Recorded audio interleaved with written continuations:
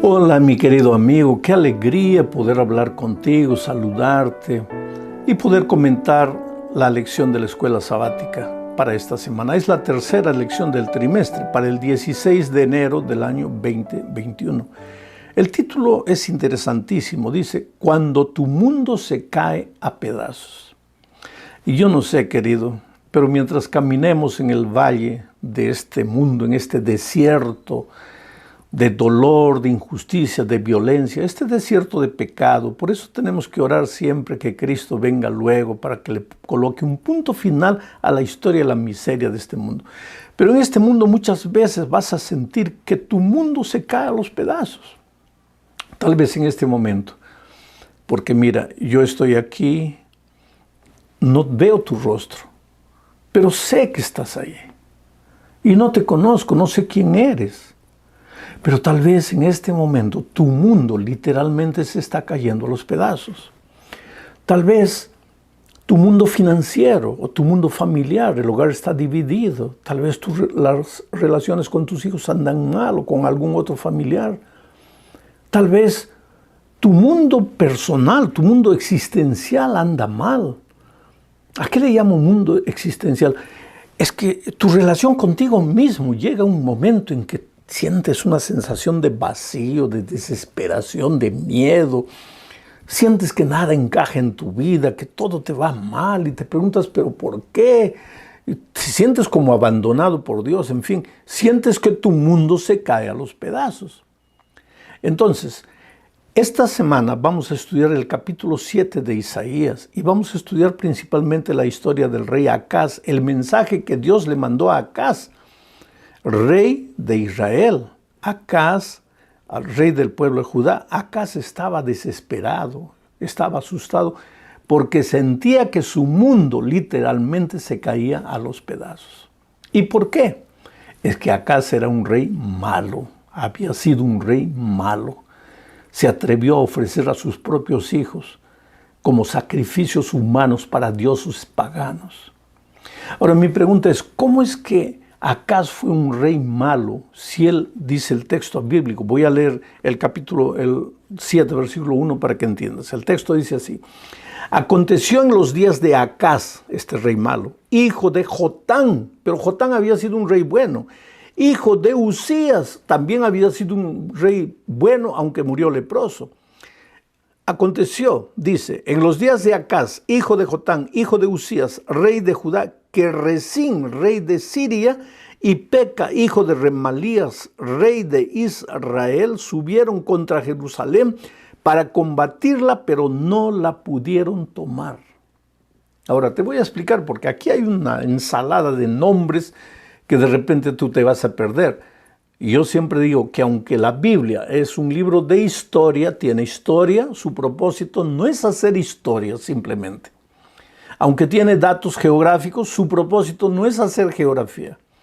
Aunque tiene literatura y poesía, su propósito no es hacer literatura ni poesía. Y ni siquiera es el propósito de la Biblia hacer teología, aunque tiene teología. El propósito de la Biblia es traer el mensaje de Dios para ti, para decirte, hijo, aunque tu mundo se esté cayendo a los pedazos, yo estoy aquí, yo te amo. Yo no soy indiferente a ti. Y no importa que te hayas ido de mí, no importa que me hayas negado, no importa que hayas vivido como sea, pero si estás desesperado, yo estoy aquí, yo te puedo ayudar. Yo estoy presente en tu vida. Es solo abrir los ojos y mirarme. Es solo arrepentirte, reconocer la vida errada que has vivido y volver tus ojos para mí. Y yo estoy listo a extenderte la mano. Bueno, entonces, el mensaje que Dios le mandó al rey Acaz a través de Isaías es un mensaje que te sirve para ti también hoy. Pero para esto hay que conocer un poco la historia y te voy a explicar todo el contexto para que tú entiendas. El pueblo de Dios estaba dividido en dos reinos. 10 se habían ido a Samaria, al norte, y eran conocidos como el pueblo de Efraín, el reino del norte, el pueblo de Israel, en fin, 10 en el norte, en Samaria. En Jerusalén se habían quedado 2, la tribu de Judá y la tribu de Benjamín. Y ellos son conocidos como el reino del sur, el reino de Judá el pueblo de David, el pueblo de Jerusalén, dos grupos, el reino del norte, el reino del sur, Israel y aquí abajo Judá. En lugar de reconocer que eran hermanos, vivían peleando. Especialmente el reino del norte, Efraín, Israel, atacaba al reino del sur. En varias ocasiones lo había atacado, no le había ido bien. Ahora, ¿qué había pasado? El rey del norte, de Israel, o de Efraín, como quieras llamarle, que se llamaba Peca, acabé de leer el texto bíblico, se llamaba Peca, hijo de Remalías. Este rey, al no poder derrotar a Judá, ¿qué hizo? Se alió con Siria. Y el rey de Siria en estos momentos era nada menos que Rezín. Capital de Siria, Damasco. Entonces, Rezín y Peca, rey de Asiria, rey de Israel, de Efraín, se habían asociado y estaban viniendo contra Judá. ¿Y quién gobernaba Judá? El rey Acaz, rey malo, rey que había abandonado a Dios, rey que estaba ahora desesperado, porque así somos los seres humanos. Nos alejamos de Dios, vivimos como queremos, hacemos lo que queremos, pero cuando viene el peligro, cuando viene el desempleo, cuando viene la enfermedad, cuando viene la crisis, ¡ay, Dios mío, ¿dónde estás? Y Dios siempre está en el mismo lugar donde siempre estuvo, querido. Vuelvo a repetir una vez más, Dios nunca te abandona.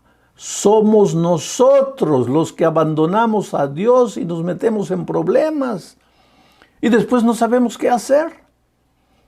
Entonces dice el texto bíblico que el pueblo de Judá, el rey Acaz y todo el pueblo, sus colaboradores en el gobierno, comenzaron a temblar como los árboles cuando el viento fuerte sopla. Temblar de miedo porque ya Efraín, Israel, el rey Peca, venían bravos, pero ahora asociados con el poder de Asiria. ¿Y por qué? Porque el rey Acaz había flirteado con el rey de Asiria. Ahora, no confundas Siria con Asiria. Siria, capital Damasco. Asiria, capital Babilonia. El rey de Siria en los días de Isaías era Rezín, que se había asociado con el rey Peca de la tribu del norte y venían ahora contra. Pero ¿por qué venían contra Judá?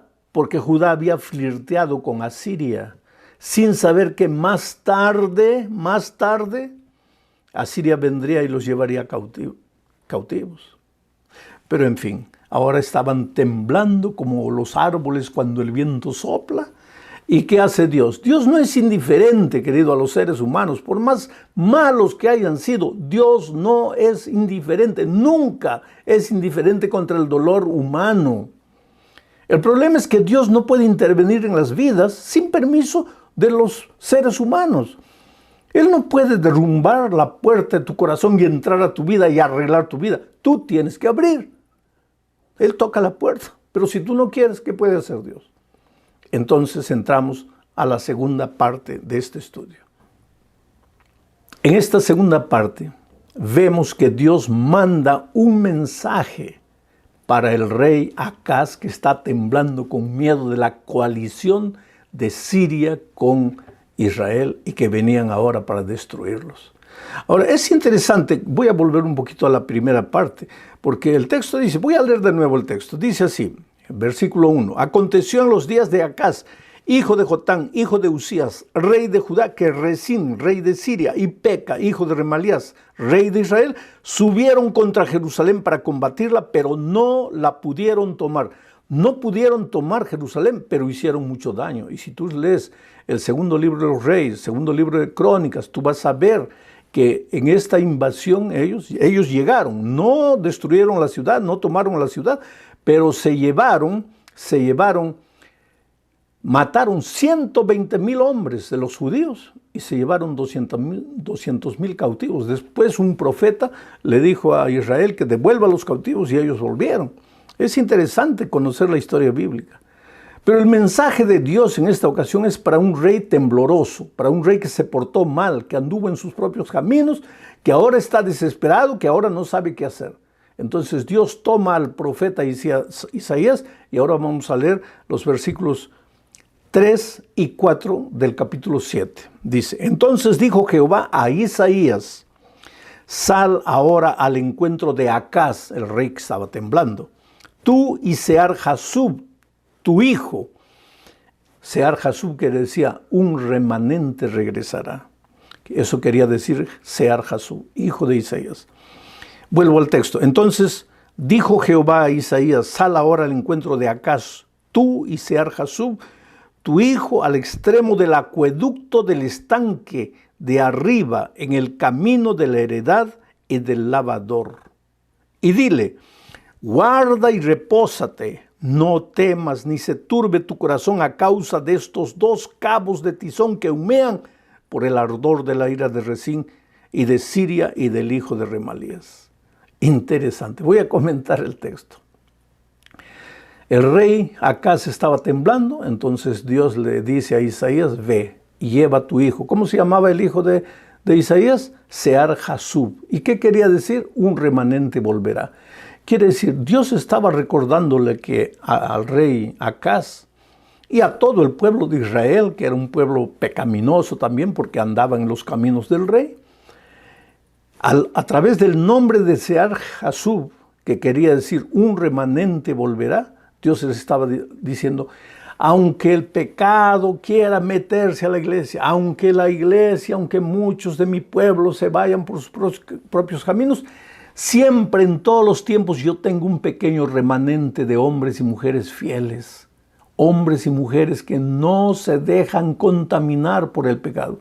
No digo que no son seres pecaminosos, porque traen naturaleza pecaminosa, pero a pesar de sus flaquezas, a pesar de la carne, a pesar de sus tendencias humanas, son fieles a los principios de Dios. Dios en todos los tiempos tuvo un pueblo remanente.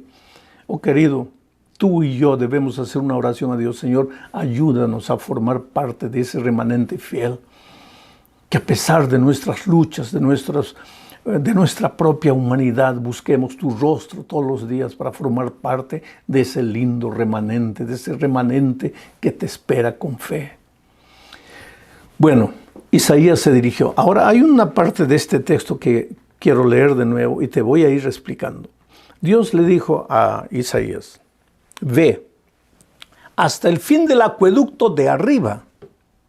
Interesante que la palabra acueducto en hebreo es la palabra bereká, que quiere decir bendición. O sea, Dios le estaba diciendo a Isaías: ve al fin de la bendición. Al fin de la bendición. Un acueducto, Jerusalén era rodeado por un acueducto. Ese acueducto llevaba vida, llevaba agua, llevaba gracia, llevaba salvación al pueblo, porque si no el pueblo se moriría de sed. Pero en algún punto del acueducto, el pueblo tenía que abrir la llave para tomar el agua, para sacar el agua, para recibir el agua.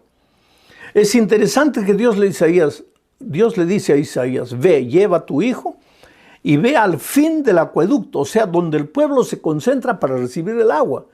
Y acueducto en hebreo, vuelvo a repetir, es la palabra bereká. Ve al fin del canal de las bendiciones.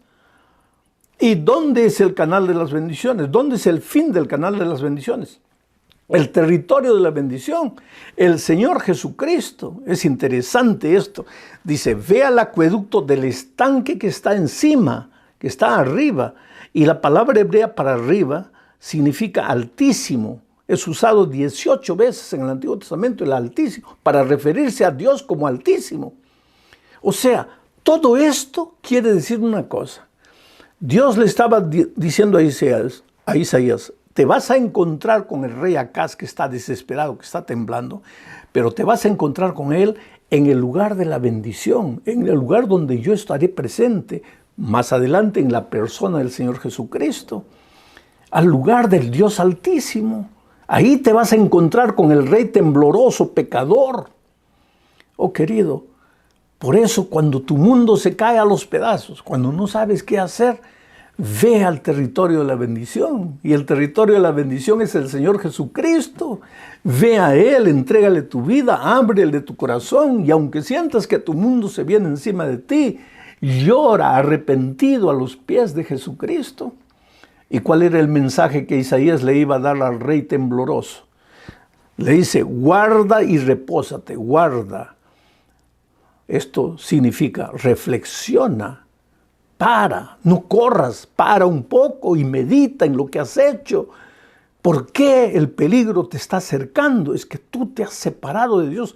Repósate, calma. No trates de solucionar el problema con tus propias manos. ¿Y por qué le dice eso? Porque estaba queriendo, el rey Acaz estaba queriendo hacer alianza con Asiria para luchar contra Siria y contra Israel. Pero Dios le dice, para, reflexiona, calma, escucha mi voz. ¿Y cuál es la voz? ¿Cuál es el mensaje? El mensaje es, guarda y repósate, no temas, ni se turbe tu corazón a causa de estos dos cabos de tizón que humean. Mira, ¿cómo se refiere Dios a Siria e Israel que se habían juntado? ¿Cómo les llama? Dos cabos de tizón que humean. Oh, querido, tus enemigos pueden ser los más terribles. Tú puedes pensar, no, yo no voy a poder, estoy derrotado, estoy fracasado. La pandemia puede ser, el desempleo, la deuda, tus enemigos pueden venir con todo encima de ti. Para Dios dice, todos esos tus enemigos son como dos cabos que humean, ni siquiera dos cabos, dos tizones que arden, porque si arden te harían algún daño. Son dos cabos, dos pedazos de tizón que humean. Están derrotados por tu Dios, querido, porque tu Dios no conoce fracaso. Me vas a decir, yo oro, yo clamo, yo le pido a Dios, pero mis enemigos...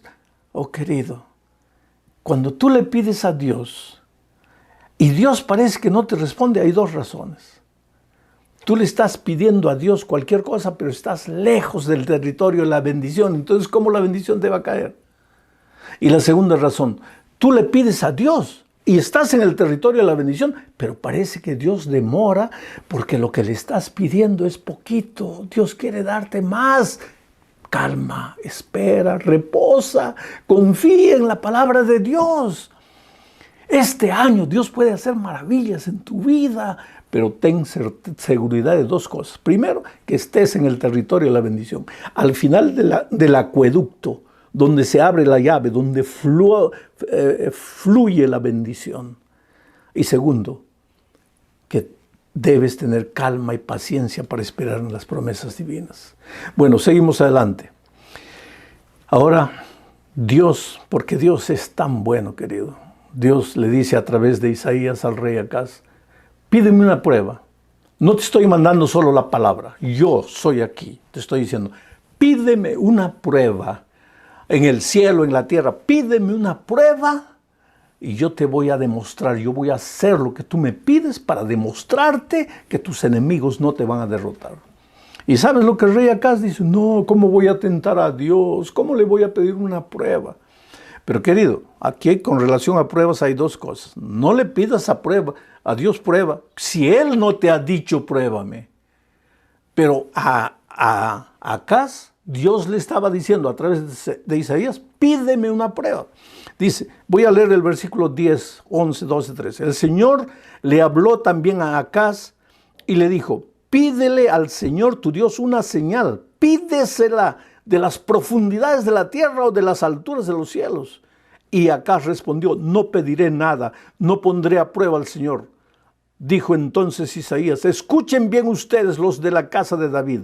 ¿Les parece poco molestar a los hombres que también quieren molestar a mi Dios? Quiere decir, este rey tonto, Acaz, estaba mirando a Asiria en Babilonia, queriendo pedir ayuda contra Siria y contra Israel. Y cuando Dios se presenta y le dice, pero no mires a los hombres, mírame a mí, pídeme una prueba a mí. No, a ti no te voy a pedir porque tú eres Dios. Cuidado con andar pidiendo prueba a Dios por cualquier cosa. Porque la vida cristiana no es pido prueba. Pero cuando Dios te dice, pruébame, pues prueba. En Malaquías tenemos una promesa que dice, probadme ahora si yo no os abriré las ventanas de los cielos. Pruébame. ¿Y cuál es la prueba? Devuélveme lo que es mío y pruébame. Y vas a ver si yo no te muestro que yo soy Dios, dueño del cielo y de la tierra. Entonces, como el rey no quiso pedir prueba, Dios mismo le habló a través de Isaías. El versículo 7:14 dice, por tanto, el Señor mismo os dará señal, ya que tú no pides, el Señor mismo os dará señal. He aquí que la Virgen concebirá y dará a luz un hijo y llamará su nombre Emmanuel. He aquí que la Virgen concebirá. ¿Y de qué estaba hablando aquí? Estaba hablando del nacimiento del Señor Jesucristo. ¿Cómo qué? Como una prueba, el nacimiento virginal. Esto es imposible. Es imposible. Como si yo te dijera, estoy embarazado. ¿Cómo que embarazado? Si yo soy hombre, ¿cómo me voy a quedar embarazado? Eso es imposible. Es imposible. Y en los tiempos del pueblo de Judá, que una virgen que no había conocido varón dijera, estoy embarazada, eso era imposible. Desde el punto de vista científico, imposible. Pero Dios le estaba diciendo, ya que tú no quieres pedir una prueba, yo te voy a dar una prueba de que yo soy Dios y de que tú no estás derrotado, tú no estás perdido para siempre. Y la prueba es que una virgen va a concebir y va a dar a luz un hijo. Una virgen que no conoció varón. Y la ciencia no puede probar eso, pero Jesús va a nacer y su nombre será Emmanuel. Y Jesús nació de una virgen. Y los que no creen en la palabra de Dios tratan de encontrar una explicación, pero no pueden. Porque esa fue una prueba, una señal, un milagro, que una virgen quedase embarazada y naciera el niño Jesús. El Señor Jesús, la mayor prueba del poder de Dios, que se hizo hombre. Y ese nombre que le pondrían sería Emmanuel, Dios con nosotros. Dios estuvo con Adán y Eva después que fueron retirados del Edén. En su tristeza, en su dolor, en su culpa, Dios estuvo presente con ellos. Dios estuvo presente con Jacob mientras caminaba al desierto, después de haber engañado a su padre. Dios estaba presente con él. Dios estaba presente con José, aunque estaba en la prisión por su fidelidad a Dios. Dios no lo abandonó. Dios estuvo presente con Daniel en la cueva de los leones. Estuvo presente con los amigos de Daniel en el horno ardiendo. Dios estuvo presente con David en el campo como un pastorcillo. Y Dios estuvo con él presente aquella noche en la cueva donde lloró después de haber entendido la grandiosidad de su pecado. Dios nunca te deja. Jesucristo, Emmanuel, Dios contigo. Aunque hayas vivido como hayas vivido, aunque en este momento estés lejos de Dios, Dios está a tu lado. Tú nunca lo vas a sentir porque estás lejos. Pero Dios no te ha abandonado. Pero sí, como el ladrón en la cruz, en el estertor, en la agonía, dice: Señor, acuérdate de mí. La oración no saldrá de tu boca y la mano de Dios ya te habrá alcanzado. Oh, querido, Dios quiere hacer de tu vida una vida extraordinaria, una vida de milagros. Quiere darte una vida victoriosa, una vejez tranquila. Vuelve tus ojos a Dios, cree en la promesa de Dios, no seas como Acaz, incrédulo. Y aunque Siria, Efraín, Asiria, Egipto y todos los enemigos se reúnan y se junten contra ti, caerán 1000 a tu lado, 10,000 a tu lado, a tu otro lado, pero a ti nada te llegará. Que Dios te bendiga.